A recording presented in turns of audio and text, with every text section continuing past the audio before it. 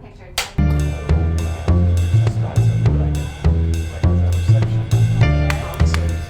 you're there for that.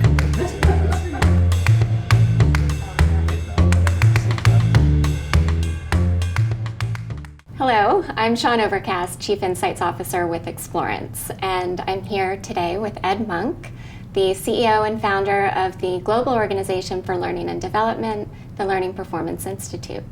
Hello. Hello, thanks for joining me. Great to see you. Yeah. So let's get into it. We're here to talk about the future of learning and the impact of technology on learning. Mm-hmm. And let's just start with why does that matter? Learning as a whole. Well, if we're not progressing ourselves as a society, there's a problem, obviously. I happen to run an organization that for 27 years has been at the forefront of this. And if we're not investing in our people, then we're not taking our businesses forward, but we're also not taking our individuals forward. So I think the best quote I can give you on this is from The Economist a few years ago, which described lifelong learning as an economic imperative. Yeah. So learning matters to the individual because they need to progress. Learning matters to companies because they need to progress their people. But it's also, post-pandemic, a societal issue as well. I think we need to be seeing that learning is at the forefront of what we want to achieve as a society. Investing in people, taking them forward, making them better, improving ourselves. And I don't think there's ever been a better time to be doing that, actually. Yeah. And it's interesting how some quotes stand the test of time. Yeah. That a couple of years ago, we're talking about learning as the economic imperative. And here we are, post-COVID, post all of the events of the last few years. And as we look forward, we still see learning as the economic imperative. Well, it's great. Have we ever had more access to information? I don't think so. Right. As a society, again, content is absolutely everywhere. If anything, our problem now is cognitive overload. There's so much content, and the way we use that, which information is valuable, that's going to be key. Yeah. It seems like every week there's a new piece of technology that comes out that changes our way of thinking. So how we embrace that, how we use it to improve ourselves as a race is going to be really important now as we look forward. Whereas obviously 25 years ago, learning was mainly training. Now it's about the individual and how they can empower themselves. Yeah. So as we think about organizations inside organizations and they're preparing for the future, thinking about their budgets, their business plans, their strategies for the future, how does that change in access to content and use of technology affect their planning? It's a great question. Yeah, thank you for asking. It's probably the perennial question now, how organizations actually utilize learning as a thing. And I'd like to break it down, if I can, into a couple of areas. First of all, I think the big change we've seen is learning 20 years ago would have been seen as a responsibility of the learning and development department or the training department. That's not the case anymore at all. Yeah. It's everybody's responsibility. I think you're seeing, I know that we're seeing, because we have the data, a new world for learning, which is about empowering individual learners to achieve what they want. So, where do learning professionals now sit in that space? Right. It's really interesting. So, in fact, I was talking about this only the other day. Again, 20 years ago, we would describe the people who work in L&D probably primarily as trainers. And now you have content curators, marketing L&D personnel, you have performance consultants, and obviously data analytics professionals sitting in those large organizations, because without that, we don't know how we can actually measure success. So this myriad of roles in L&D is a new evolution, but also the idea that we need to give individuals permission to actually learn and see it as part of their work. That's a huge change. And if companies don't do this, they will lose talent. And they won't attract the best talent. So it's a very competitive environment now. We talk about skills gaps all the time, but also couple that with the great resignation, and you have this perfect storm, really, where the only solution is learning and development. So you mentioned the empowered learner, that individuals need to be empowered to learn. How do we couple that with accountability for learning? That is a tricky one. Yeah, it's because of where people are going to learn now. It can be very attractive to organizations to want to consistently analyze and measure that to death. Data analytics is essential, right, in the modern L&D function. But also, we need to be accepting that it's okay for people to go outside of the organization to access that content. I think we need to move away from governance and more to support and encouragement and motivation, engendering curiosity. And I'll give you an example of a data point that I think proves this. We asked around about 4,500 chief learning officers what their number one challenge was in learning and development. The top challenge that came back was building a learning culture. It's not a technological challenge. It's not a data challenge. It's about people. But in order to make that work, in order to create a culture, in fact, I don't believe you can create a culture, to be honest, Shawn. I think it's about fostering a culture and engendering one. But in order to do that, you do need to understand the business and have the data to begin with. Otherwise, you have no foundation of what it means to work at Nike, at Spotify, at GlaxoSmithKline. So understanding the organization and getting data back from where they're going to learn, but then actually backing off and say, okay, you have the freedom to go there and develop yourself. So there's this, it's a paradox almost, that we need to give people the freedom, but we do also need to see, is that in line with where the company wants to go? Right. Because ultimately, a company needs the learning and development strategy to fit with their priorities. But equally now, these days, that can't be irrespective of the individual learner's ambitions. Those two have to match. And if there are odds, you will lose talent, or the business will start to fail.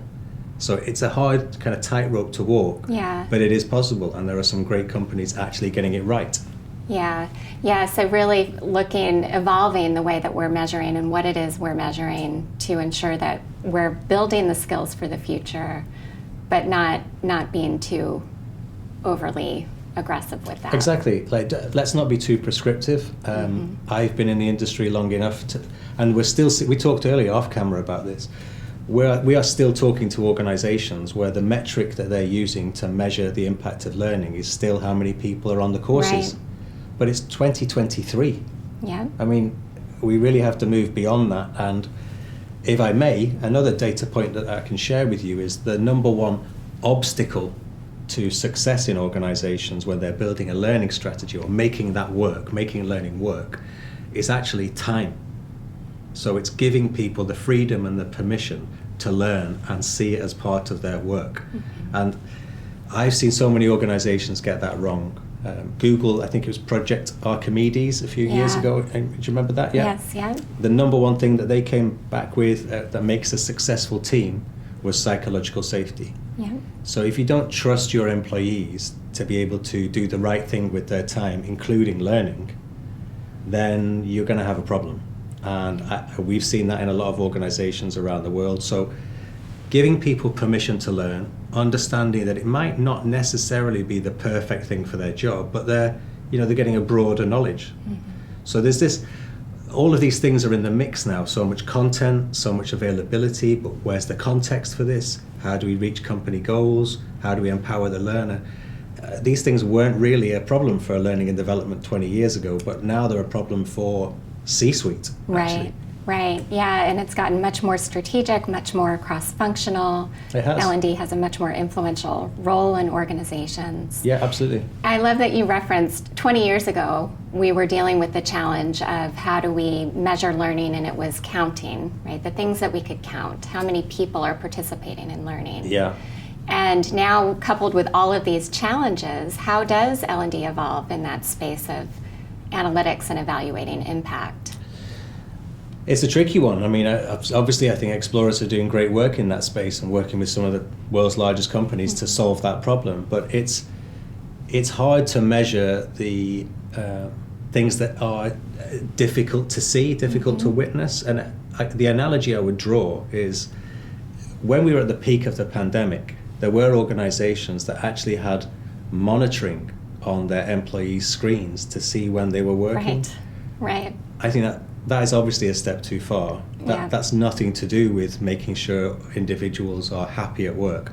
It's the opposite. And that's how you alienate employees very quickly, if they feel that they're over-measured, over-scrutinized. So again, it's a fine balance to be struck.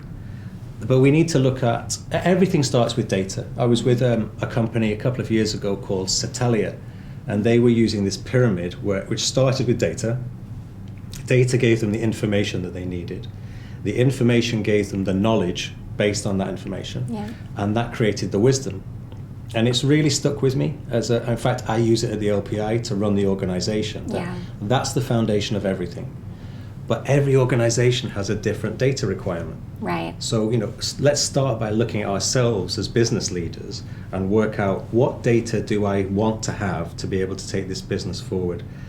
And if you're seriously thinking, if any C-suite people are out there thinking that the most important thing is to measure how much time people are learning, then you're going in the wrong direction. Right. It's about more advanced metrics than that. Where do you want to get to with your people? Where's the talent attraction strategy? How are you actually developing people when they join your organization, and to what purpose? And how does that align with the 3-5-year plan? Although these days a 1-year plan is probably the most forward-looking that you can go if you're running a company. So yeah, I think it's very different for every organization in respects to the data that they need to gather to be able to build an effective strategy. So I couldn't sit here and say these are the 5 data points that you need to get in an organization. It's different, and I mean, you know that probably better than I do. You're dealing with people all the time to do this. And it varies by their strategy, by their culture. Yes, exactly. But what's important is that it begins with data, that we need to think about what is the data or the wisdom that I need to make these decisions for the future. I think so, yeah. And again, not just for the company, but for the learner. Yeah. And so often when we look at data, we think about what are the things that I can look in the rearview mirror for. Yeah. The look back, we're evaluating what's already happened. And the challenge today is, how do we future-proof the organization for the future? How does an executive or a leader of L&D think about that evolution from looking back to what data do I have, to then thinking, what is it that I need in the future? What are you seeing there? It's a whole new world. So this might be being a bit controversial here, but there's no point in looking back at all now. Everything's completely different. I have a 17-year-old son, and he came home from school the other day. I asked him what he was working on. He was working on a project on the Czech Republic. So I asked him what the capital of the Czech Republic was. And he said, yeah, no, I know that, and took out his mobile phone and looked it up. Now, he wasn't actually saying, I can get you that. He genuinely thought, and he's a 17-year-old, it's not an 8-year-old, that because I can access it, he knew. It's the same as knowing. Yeah. It's just as good. Right. And if you match that into the corporate world, what he was doing, Charles Jennings is famously quoted as saying, accessibility has replaced knowledge retention as power within business. So we don't need to remember anything anymore because we can access content. Yeah. What's important is how we contextualize that content. If you take my son's journey that day forward, he went upstairs and I told him to make sure he did his homework. And then I could hear him talking to his friends upstairs. So, like the very patient father that I am, Shawn, I thought, I'm going to go up and check on him. Went upstairs and he was doing his homework. He had his monitor in front of him, and to the right he had his Amazon Echo to get the information he needed, and he was socializing the content on his mobile phone in a WhatsApp group with his friends. Yeah. Who's doing it right? He is. Yeah. So that's the way he wants to learn. There's no way we can look at that individual, and this is happening in the workplace. It's not an age thing at all. That's a myth. Right. People are learning like this, whether they're my Regardless age. of generation. Exactly. Yeah. We can't use the data that we were using 20 years ago to measure the impact of learning now, because it's just a completely different entity. Right. The technology that's being used, the motivation, the time that we have, where we're going for it. What I will say is that I think we're in a period where technology has created an immense amount of convenience, but sometimes at the expense of efficacy. So Ed, you've talked about the humanification of digital learning. Mm-hmm. Can you share what that looks like as we're moving into the future? Yeah, well, I mean, great that we're talking about the technological developments, and I'm sure we'll touch on that a bit more in this conversation, but I really believe now we're in a period where people are more important than technology. And I'll explain what I mean by that. Yeah. We're seeing a huge amount of investment. So if you imagine the LPI monitors the challenges in learning and development, but also some key developments, and we have clever ways to do this. One of the things that has come out of nowhere is mentoring and coaching. Yeah. Now, in a world where technology is giving us access to everything at a much faster pace, that seems at odds. Yeah. Because mentoring and coaching is not a rapid solution. So obviously, if you look at our own personal lives, it's never been easier to buy something. You know, here in the UK, you can use, I think it's Tesco Whoosh, and a bar of chocolate will be with you in 5 minutes. That's right. It's incredibly convenient. But if you take that into learning, it's a different space. It's being consumerized, learning and development, but it's a different thing. It's not a commodity. So we're now seeing a really strong trend of organizations appreciating the value of people.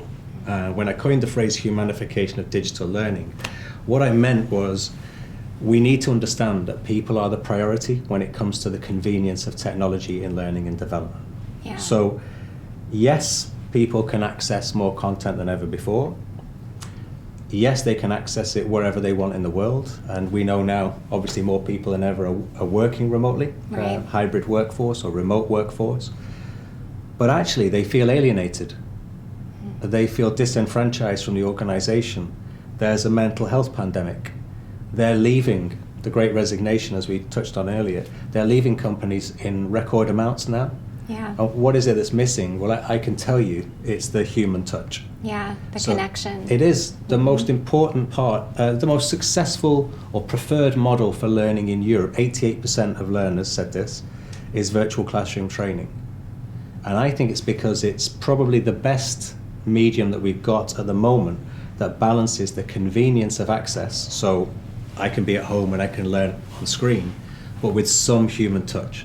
There's human involvement there. So there's a decline in the consumption of self-paced e-learning, but there's a dramatic increase in virtual classroom delivery.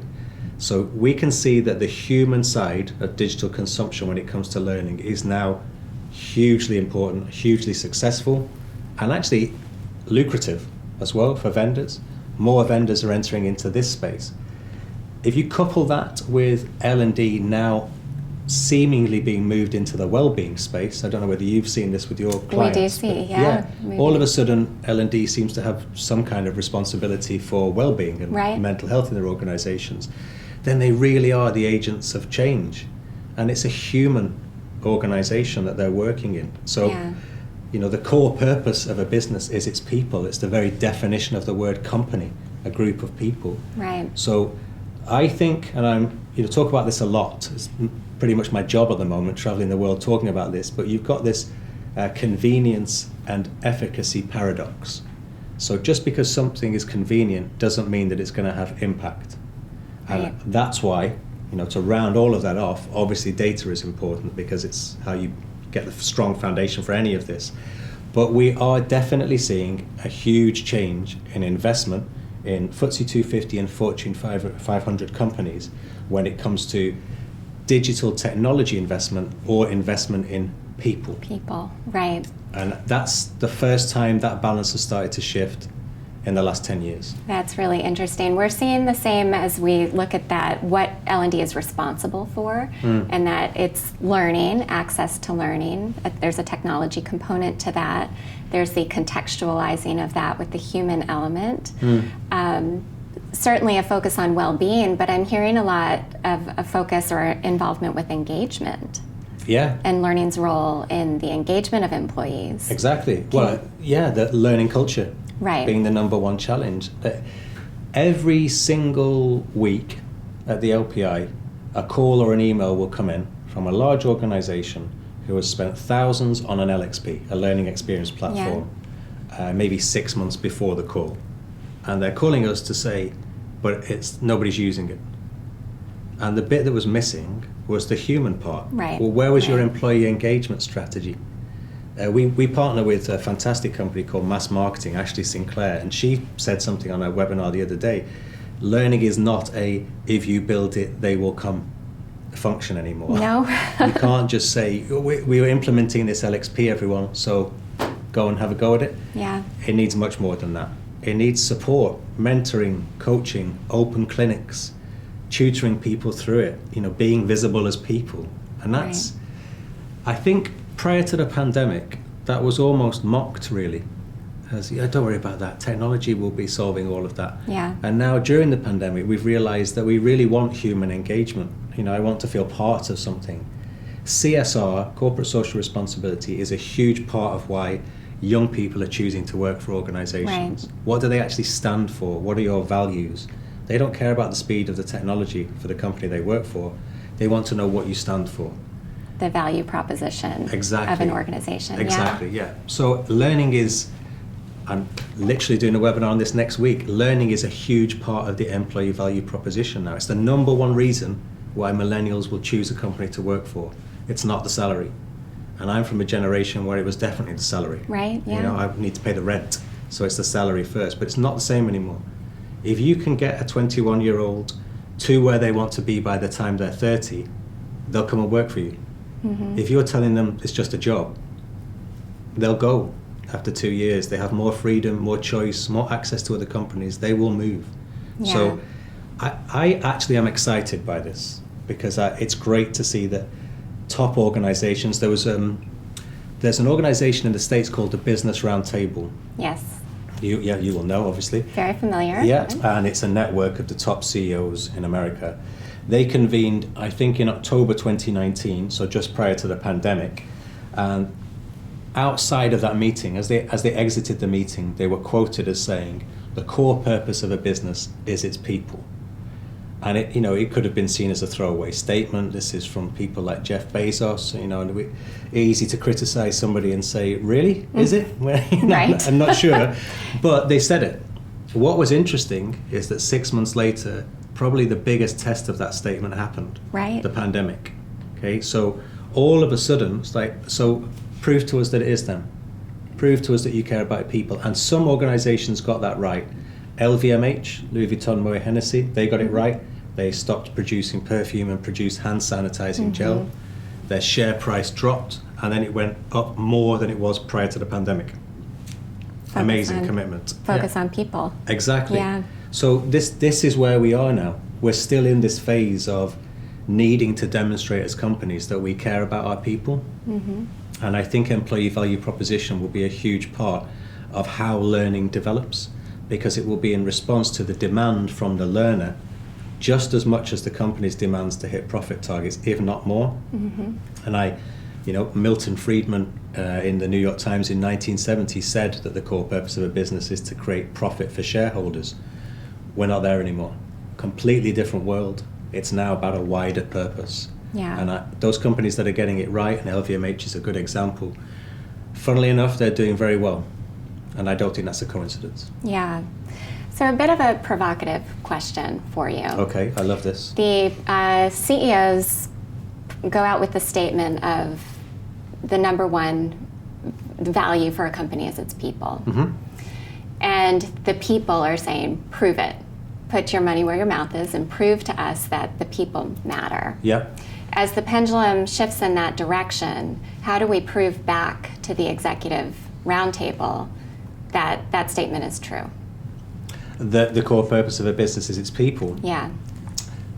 The only way there's lots of ways you can do that, actually. Mm-hmm. So how many people are we losing? Mm-hmm. Are we attracting the talent that we wanted? Yeah, talent attraction and retention is the obvious metric. But also, are we taking the business forward? Because let's be really clear on this. The idea of making money and looking after our people being mutually exclusive is a myth. Yeah. It's totally possible to do both. And I can give you countless examples of companies that have done that very well. But equally, it's totally possible to get that wrong, massively wrong. And on the one hand, if you're just driven by profit, you will alienate your people now. They have better choices. Yeah. But if you only focus on keeping everybody happy, you might not actually grow the business. Right. So the C-suite will want both, of course. And what's the magic solution to all of that? As you will know better than most, getting the right data. Getting the right data. So what do the learners want? Where do they want to learn? Why do they want to learn it? What's their motivation? How do we make them curious to develop themselves? This is all in the learning culture pot. And then match that with C-suite. What are our company goals? Okay, so in the middle of all of this, the crossover is learning. And how do we get people to the positions that we want? How do we make them empowered to do what they want? Microsoft, I think it's fair to say, got elements of that, arguably a little bit wrong, right? In that they created this idea of learning days. Right. So once a month, with the great, genuinely... Access for everyone. Exactly. Right? It was a really good motivation. Sincerely, it was a great idea with all the right reasons behind it. Let's have a day where you don't have to do the work that you normally do. This is an opportunity for you to learn. But if you spoke to learners in your company and asked them if they wanted that, they would probably say no. That's the first thing. Yeah. Because that's not how they're learning. Learning just doesn't work like that anymore. Learning is, I've got an interview with you, you're going to ask me these questions, I might just have a quick look on YouTube at a couple of topics in the taxi on the way over. I'm not going to wait until the 31st of March to do that because that's my learning day. We're done. It doesn't work like that, yeah. So what happened was, and this is conjecture on my part, but what happened was I think people started to feel like they couldn't learn unless it was learning day. Right. And that is massively counterintuitive then, isn't it? Yeah. So we just need to understand and accept that people should have the permission, the psychological safety we spoke about earlier, to be able to learn at their pace of life, at their convenience. And obviously for the last 10 years, a lot of people have spoken about learning in the flow of work. I think we're probably beyond that now, and it's now learning just in the flow of life. Right. We're just consuming podcasts while we're jogging, and we're watching short, sharp video content. We've both got an awards event tomorrow. Yeah. I still don't know how to tie a bow tie, even though it's 27 years of doing it. Yeah. So YouTube will show me how to do that. Am I going to wait until the 31st of March because that's my learning day? No, I need it now. So convenience is still great. But I think what I'm trying to argue here is without context, you won't engender curiosity. Yeah. So it's okay for task-based stuff, bow tie, changing a tire, whatever. But for more kind of more holistic or more comprehensive learning experiences, I would want you to give me the context so I know what's in it for me. If you want me to be, having an appetite for this company, please, get me in here. Show me what it means to me, and then I'll give you everything. Right. That bit has been missing, but we're getting so much better. Yeah. That's why you see mentoring and coaching improve. That's why you see people wanting virtual classroom. I think the age of convenience alone might be over, actually, and we need to do things better. People care, actually, about what they're doing. Yeah. Not just the speed at which they can do it. And we're seeing a big evolution within our clients of moving from the job, the role that I could train for, to more of a skill-based approach. And how do we understand the skills across our organization and use them in more dynamic ways? What are you seeing with the focus on skills and talent development as organizations move forward? The big thing I'm seeing, Shawn, is the implementation of maybe what I would describe as an internal freelance economy. That's how I would phrase it. Inside organizations, yeah. In that you don't necessarily have a defined role anymore, but your skills will be pooled in for certain projects. So it's effectively like a freelance model, even though you're a full-time employee of the organization. So I think in order to kind of be important if you're the employee, the more skills you've got, the better. Right. Because you're more valuable to the company. So it's a skills economy now, right? And upskilling and reskilling, according to the Global Sentiment Survey that was out last week, is still a top 3 issue. Yeah. So we're now on a conveyor belt, right? And there's no way we're getting off this until we retire, basically. Right. So I can't remember who wrote it, but there was a brilliant article that I read in Harvard Business Review which described learning as the ultimate pension.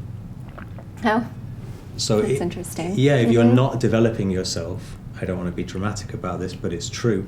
If you're not developing yourself, you are going to get left behind now. You know, Right. like if you're not able to use a smartphone these days, you know, it's part of everyday life now. So, but if you take that back to 2007, I don't think we would have necessarily predicted that, which is the year the iPhone came out. Right. But you've now got a generation that last year, they were all born this century. University graduates, were all born this century. They all started school the year the iPhone came out. It's just the way they live. Right. It's not new, but for my generation, this was a huge transition, seeing the convenience of this technology. So I think we can increase or augment the skills of our employees, but actually I think that it's more important that we try and let go a little bit and accept that there's a fluidity to what we've got. Obviously, it's not as easy as that, just saying, well, let's, people, if they want to bake a cake, let them learn how to bake a cake at work. Right. That's not acceptable, of course. Right.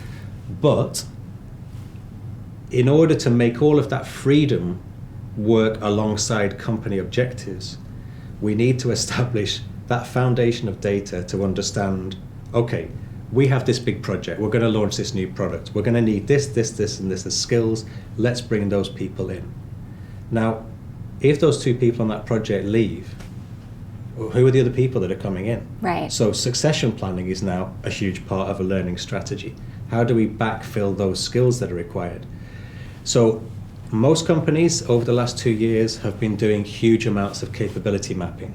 We're under NDA with a whole host of FTSE 250, so I can't mention their names, but capability mapping for staff is now a huge part of the consultancy that the LPI offers to really understand what skills you've got in your organization and how it will fit with the company objectives. What skills they have and where those skills exist or with whom those skills exist. Are they getting to that level of detail? Yeah, and what skills we need to be investing in, and how do we do that then? Are we going to launch a 7-week masterclass in a country house? Nope, because they're all over the world now, our employees. This needs to be done online. We're going to have to do it in chunks, maybe in cohorts of 10. So it's all, I feel like it's a kind of new democratization of learning. Yeah. But the balance between letting go and saying, okay, employees, you have the freedom to look at whatever you want, that's a mistake actually. If you just, how many companies could we say maybe to each other that just bought LinkedIn learning licenses and said, there you go, that's the L&D budget done. Right. Enjoy. We can do better than that. We need to contextualize what they want to do and what their motivation is with company strategy, company objectives. Give them the path toward what to focus on. Yeah, and if you get that right, the skills are there anyway. And obviously, benchmarking, using comparative data, not just from organizations like us, there are lots of companies that do this, but to understand how are the really good companies doing this? How do they build a skills economy within their organization? And how do they manage the fluidity of those skills to make sure that we're not overpaying for staff, but we are getting the value back from them for the things that we really want to do? The idea of this is your job description doesn't work anymore. It's outdated. It's massively outdated, yeah. With regard to skills, we're seeing a couple of challenges that L&D or HR more broadly is facing. The first is, what are the skills that we have? Where do they exist in the organization, and what level are those skills year to year? And the idea of continually, the conveyor belt of continually upskilling those, challenge number one.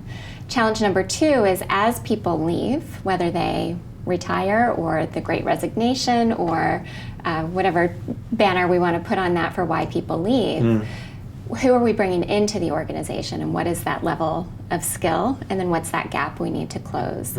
But the last is identifying what are the skills that we need for the future, that we can anticipate we need for the future. Yep. Are you seeing examples of organizations focusing on that? I am, yeah, of course. But there's an interesting paradox again there, because the World Economic Forum has outlined the most employable skills for 2023. Yeah. And most people that were predicting the outcome of that thought that they would be technical skills, and they weren't. It was creativity, problem solving, critical thinking, what my generation might term as soft skills, but are now suddenly called critical skills. Yes. What a shift there in the definition of those important skills. So they've moved from being a luxurious thing to a necessity now. So I think you've got this this idea that suddenly the human skills are extremely important. Okay, that's a change in terms of employability.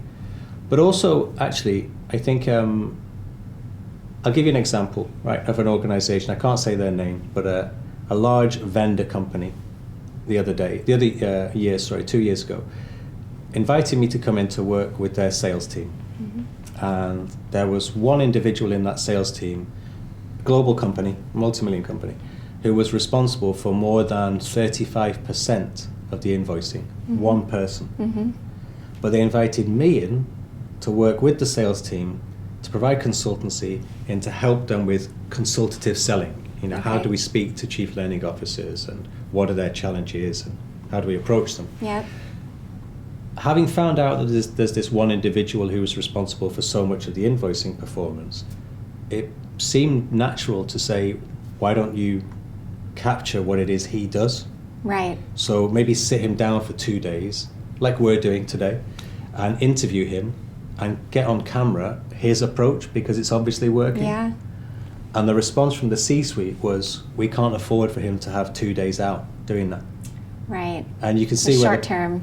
Exactly. Short term. What a ridiculous response. I mean, 2 days of his selling time compared to upskilling 40 plus salespeople. Yeah. Even if they were 0.1% better, the performance of the company would go up. But they see learning as a cost. And actually a perversely astronomical cost compared to the performance of the business. So how do we make that shift? we have to understand that learning is not the domain of learning and development anymore. Yeah. And the best content that we can produce is user-generated content. So if I'm a salesperson and the highest performing salesperson is really good, I want to know how well they're doing it. And I want to know from them because they work for my company. They know specifically how to sell what I'm being asked to sell. So that's much better than just a general article on selling. Right. This is about what we do specifically, and he fits in our environment. So I really want to learn from him. Yeah. So if you can empower employees to share their experience and their knowledge in a digital format, it's obviously incredibly powerful. And if not just generally, but for one obvious reason, what if he left? Right. I mean, bring it back to the retention of our top talent. Yeah, you've just lost 35% of your invoicing overnight, and nobody else knows why he was good. So it's a crazy situation. It's an extreme example, but it's a true example. Yeah. I wish I could name the company, but they would not like me doing that, obviously. No. But it's a really good example of, I think, of the short-sightedness, as you rightly referred to it, of the view of learning. Well, it brings it back to what you were saying earlier about wisdom being the top of the pyramid, and what is the wisdom ultimately that we need to make decisions, and it's the wisdom of the individual that needs to be shared. It is, yeah. I mean, it seems really obvious to me. Yeah. But if you match, everything that we've said so far about convenience and preferred models, let's say this guy ran a virtual classroom clinic for 1.5 hours every Friday afternoon. That would be incredibly powerful, incredibly impactful, and it would increase the performance of the business. So sometimes the data is right in front of your eyes. Right. But it takes organizations like Explorance, obviously, to come in and say, what you need is to have a look at these 3 or 4 data points, and then you can build your strategy. Right. You're great at this, but the LPI sees this as well. Laurie Nels Hoffman is one of my big kind of icons, really, in this space. She's superb on this, and she really demystifies the idea of where data sits. And actually, most people in C-suite don't realize the amount of data they already have access to. Sitting on a gold mine. Yeah. Right. What's it's the all most there. Yeah, exactly. What's the most popular search on your intranet? Asking that question. Right. That alone should tell you a lot about the culture of your company. Just that one data point. Right. Obviously, there's examples where data can be skewed, and damn lies, and statistics. Obviously, it's a phrase that we can use with that. Right. But generally speaking, we've never been able to access more data. So making sense of that for the data, information, knowledge, wisdom pyramid is obviously something you and your organization do really well, but it's never been as important, I think. Right. Yeah, we continue to get questions about how do we prove the case? How do we demonstrate return on investment Yeah. of the things that we're investing hard money into? But this example where the sales leader, the 35% of revenue, if he's doing educational learning sessions, what is the return on investment in that? How do we get to that story? Communication. Yeah. You know, communication and trust is everything in any relationship, whether private or commercial. It's everything. So listen to the people that are working in your company. Have an active dialogue. I think the really great organizations have strong communication channels between the CEO and their employees. They're the ones that people feel most attached to. And the companies that people want to join, they have strong leaders who really walk the walk in terms of commitment to their people. Yeah.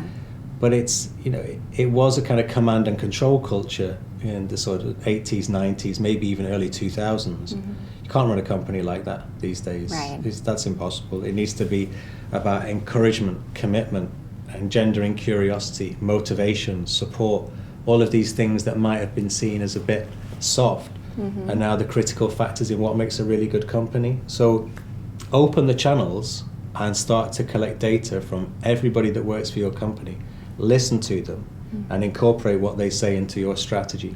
Because if you don't, they will go somewhere else. Yeah. And we know that. I mean, again, two of the largest tech companies in the world, one of them just headhunted the whole diversity and inclusion team from the other one. Oh. I mean, that tells you everything you need to know about how competitive it is out there and how people will just jump because they can now. Right. And that concept of continuous listening and the challenge of doing that at scale, that it's so important that we're continually listening, but how do we find continuous sentiment? That's a challenge I know that we work with quite a bit. Yeah, that's a great question. Yeah, how do you actually measure sentiment? Yeah. Well, this is where the role of leaders is really important, to contextualize that data. This is why I keep coming back to this data, information, knowledge, wisdom pyramid, because data is just a series of zeros and ones. That alone is not necessarily going to give you the value, but it's the interpretation of that data. So it can't just be, you know, the CEO talks to every single employee. It's about having those channels to represent that information. Right. You know, my 500 staff in the UK are telling us this. So I think maybe we need to shift to this model. And could we give them more content on this because they really need it? And this will help take the company forward. Right. That needs to happen. And by the way, it is happening. You know, I'm not being defeatist at all, far from it. The great companies are really doing this. Right. They really listen to their employees. It's never been easier for employees to get direct to C-suite with their views. I mean, if they want, they can tweet it. And then people will pick that up. Publicly available. If they want to, And people are doing it. People really, they're calling out their own organization. It's kind of crazy, really, when you think about it. They're prepared to take that risk, but culture is incredibly important. And I come back to that idea then, or that principle of corporate social responsibility being the big driver for attracting people to work for those organizations and having strong values. If you have good values, people who work for large companies will trust the communication channels. Yeah. I was in a big pharmaceutical firm just last week, and their huge new learning and development strategy, their huge new idea, their project that's been 2 years in the making, the critical factor in making it work was having leadership involved in it throughout to contextualize that. That was a smart move, and it'll prove to be effective. Yeah. So part of it is the process around allowing for that continuous listening, the employee being able to provide that feedback, leadership's involvement with that. Certainly technology plays a role. One of our solutions, our machine learning solution, that enables the quick, scalable contextualizing of all of that feedback and sentiment. So what are the big technological developments that you see impacting learning right now?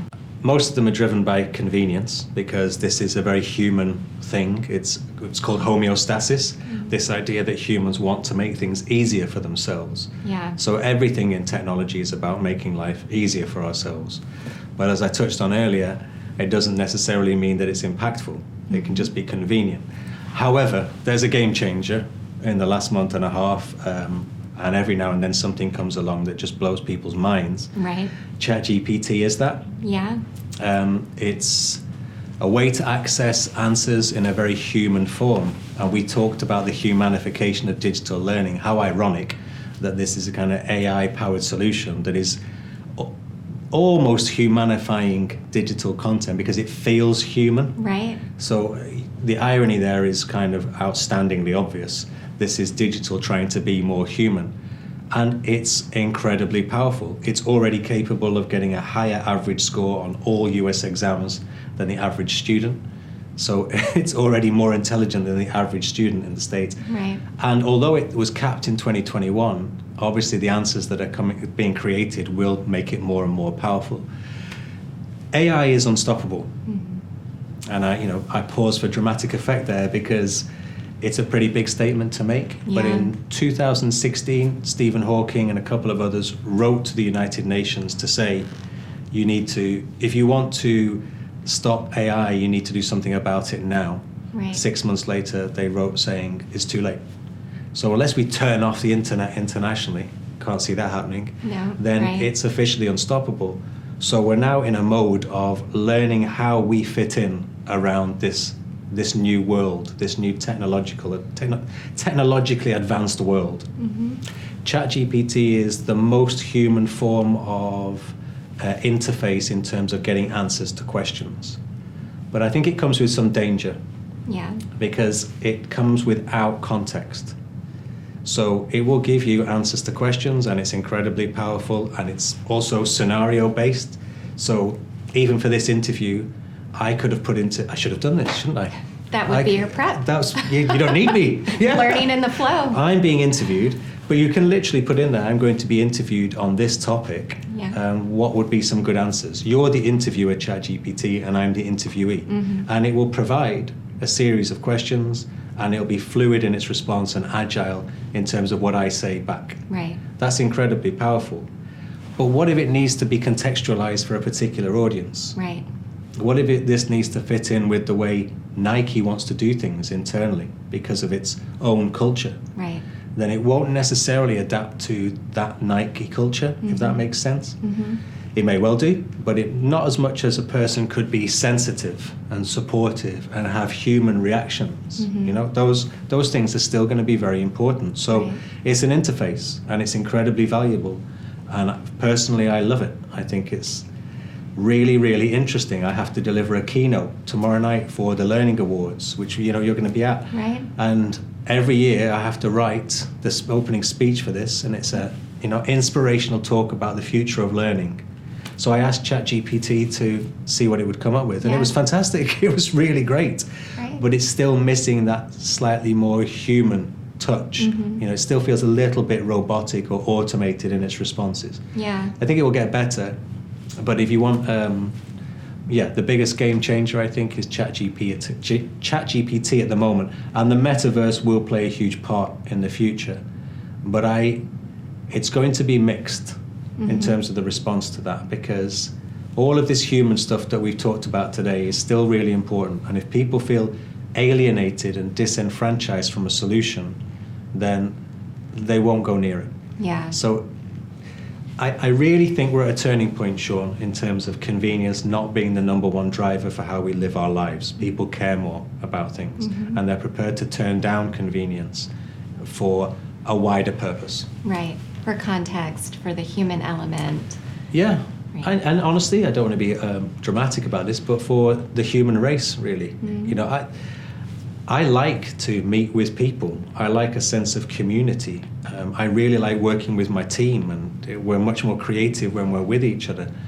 But it's also very convenient to be able to share documents and plans and ideas in a rapid format. So the balance Right. needs to be there. But if we carry on just looking at convenience and being a convenience culture, then we will end up losing people, not just in terms of their employability, but their desire to do the job, actually. Yeah. That will fade because they don't feel valued. Yeah. So Ed, what would you recommend to organizations looking to build out their strategy for the future, their learning strategy for the future?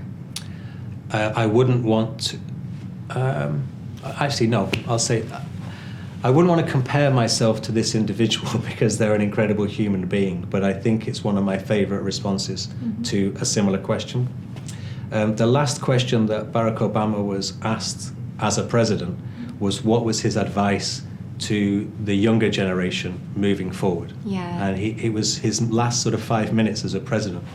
And his answer was, have real conversations. Don't just trust everything that you're reading on the internet. Talk to real people. Right. And ultimately, that's what companies are. They're a collection of real people. And if you communicate with your people, you will get everything you need to be able to take your business forward. Because they feel alienated at the moment if they're a hybrid or remote workforce. But if you speak to them, they will give you the data, which I know is something you're passionate about, the data that you need to take your business forward. They will give you commitment and loyalty, and they will actually work hard because they feel part of something. Right. If you don't communicate with them, they will do the opposite. So talk to your people. They are the most important asset within your business, and they will be the entity that takes your company forward and makes it successful. Also, dare I say it, it's more fun if you do. Right. Thank you, Ed. It's a pleasure. Thank you very much.